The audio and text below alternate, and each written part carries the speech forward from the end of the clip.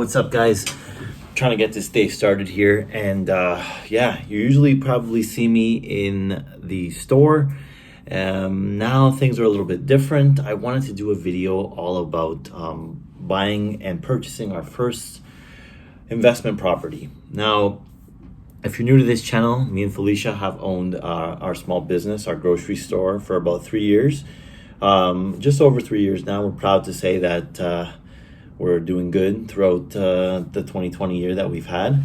And this channel is all about personal finance, small business, and now it's about real estate. So if you're into anything like that, please subscribe down below. And if you like this video at any time, please feel free to hit the like button. It really helps this channel grow. And yeah, let's get into it. This is how we went about buying our first investment property. And I think it's going to benefit you guys because we're new to the game. We went through each step as best as possible. We did our research, and here we are in our very first property. So we're happy to announce that to you guys. And let's get started. I'm going to show you around this condo that we purchased while explaining to you how we went about doing this. The lighting and some of the things we're already taking care of. We're kind of doing some small cosmetic renovations, which we're going to get into in this video on some of the things you should do and some of the things you should avoid.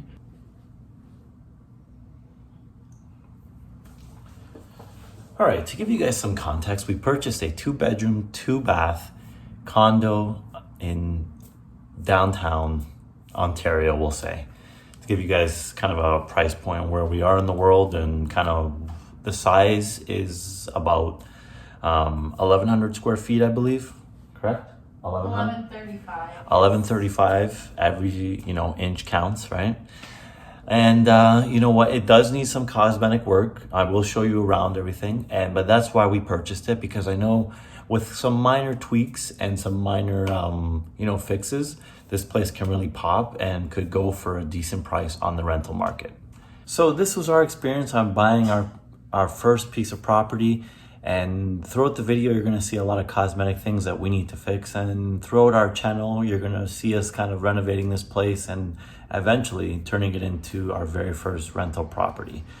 So the experience and the steps that I'm providing you guys is kind of the process that we went through, and exactly what it takes to get from point A to getting a tenant into your property and helping you pay your mortgage.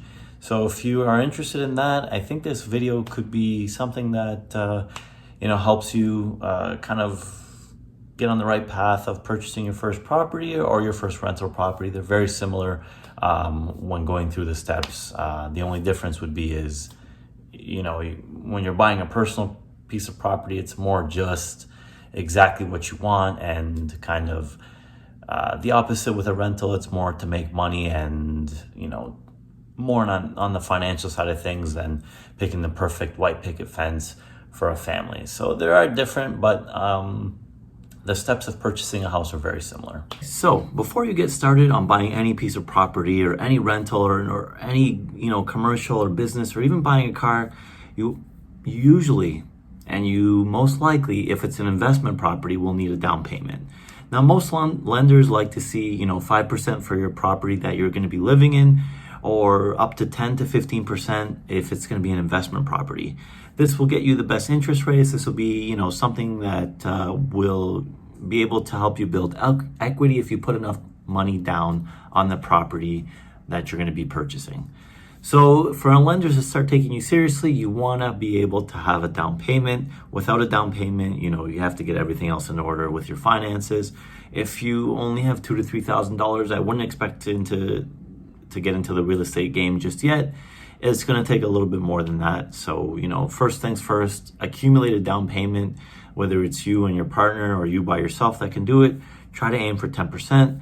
Most lenders like to see that if you're ever going to be purchasing an investment property. So step number 2, and kind of streamlining through everything, is building your credit. You want to fix your credit score before you go in to see lenders and, seeing properties with real estate agents, because that's the first thing many people who are loaning you any type of money will look at, is if you have good credit, you've been paying your bills on time, you don't have outstanding loans. Well, you can have some, but you don't want to have anything like crazy on your credit cards. Your credit score, my recommendation should be around 700 plus.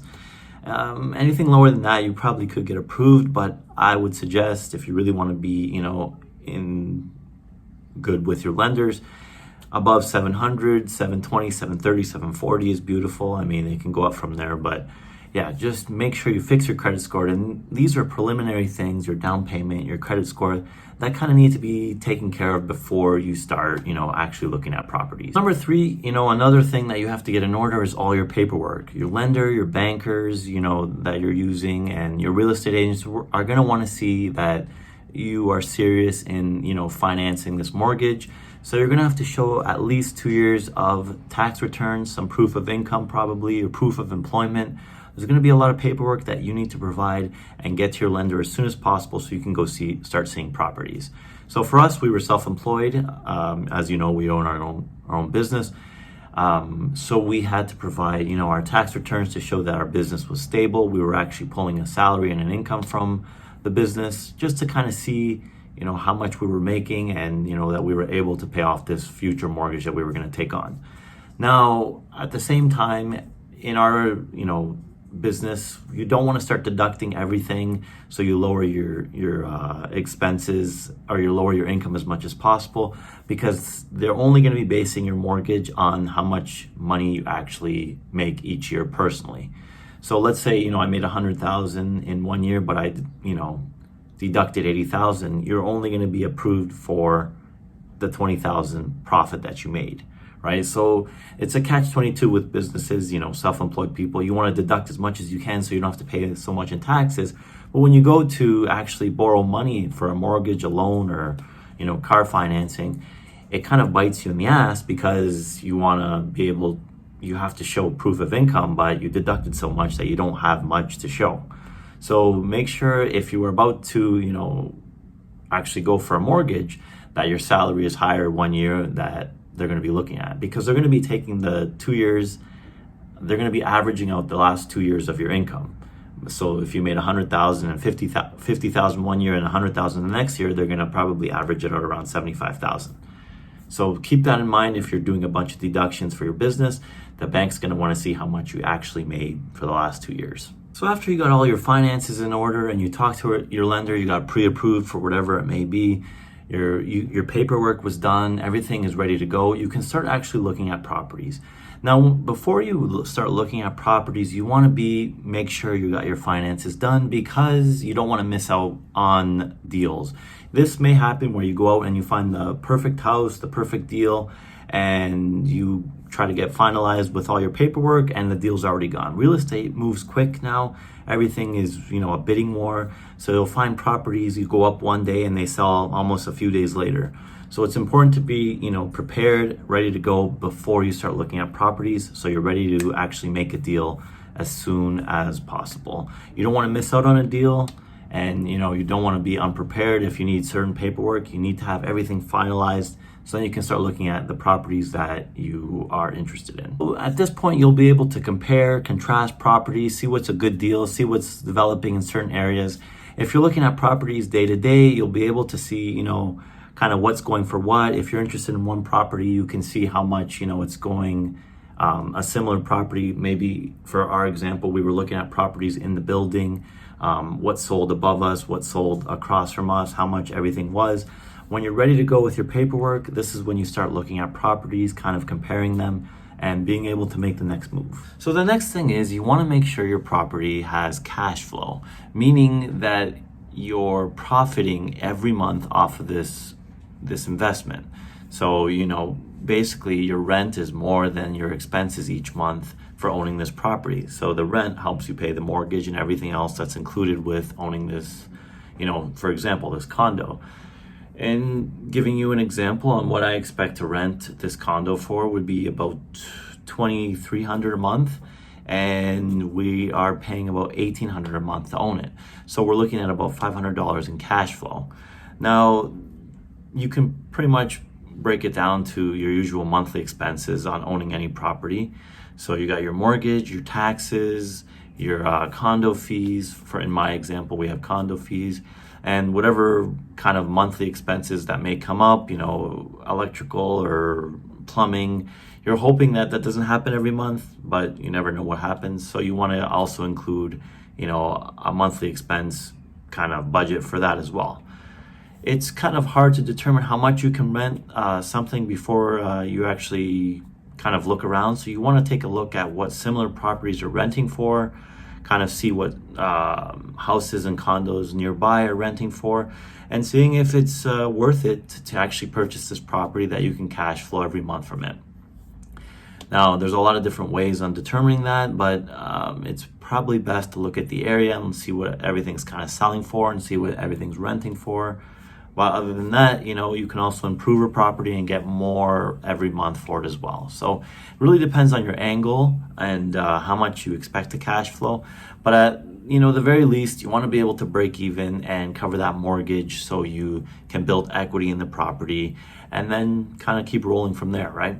Finally, the entertaining part that comes is you start actually making offers on properties that you can afford.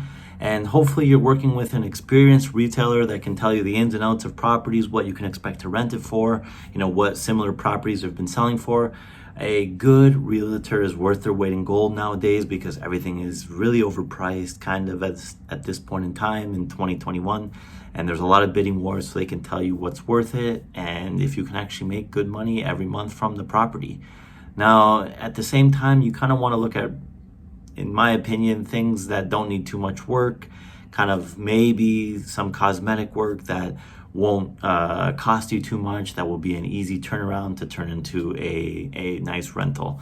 Now, that kind of comes with finding the right location and finding safe areas. There's a lot of different things to look at before making a final offer on a property. But I think, small cosmetic repairs is essentially what we're trying to do in here. And as long as the basic electrical, the plumbing, and the structural things are solid and there's nothing too serious wrong with the house and it only needs some maybe quick uplift, some paint, some new flooring, I think, you can kind of tweak the budget a little bit and actually put some money into it to make it a nice rental unit for a family or a couple, whatever your situation may be. So inspect everything. You want to check the house through and through, get an inspector if you can. There'll always be something that turns up on the inspection report. And unfortunately, no matter the house, no matter the newest build, there'll always be something that you need to fix or change or tweak or make better or make your own personal customizations on it. So don't expect anything to be, 100% perfect. You don't want to be too picky in real estate if you're only trying to make money from it. It doesn't have to be, the perfect color, the perfect this, perfect that, because everything can be kind of tweaked and changed as long as it's not, something major like I was mentioning before. But anything cosmetic, you don't want to turn down a house just because you don't like certain things that are like new blinds or paint or flooring, which, usually isn't too much to fix. Final step is putting it out on the market to rent it out. Put it at an attractive price. There will be people that haggle you a bit, but it should be pretty competitive. Get some good pictures done, get some good video done. If you want to use a professional service, it really helps kind of stand out from the rest of the, things on Craigslist or Kijiji or wherever you may be using to rent out or advertise your property. I suggest using multiple to really put out as much advertising as possible because you don't really know where you'll find your tenant. You want to be able to have enough so you can screen them and pick a tenant that you think will be able to pay every month, won't run away from you in the middle of the night or something, and won't cause you too many problems. So make sure you screen your tenants and find people that you think can, actually pay the rent, I guess.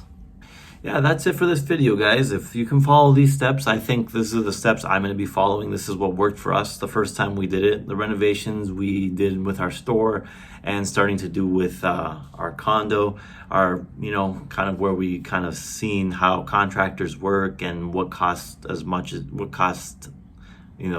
or that much. And yeah, that'll be the end of this video. The next step would be buying your second, third, fourth, and fifth property just to keep scaling. Hopefully you can buy a property every single year. That would be ideal, right? But yeah, sometimes that's a little bit harder to come by.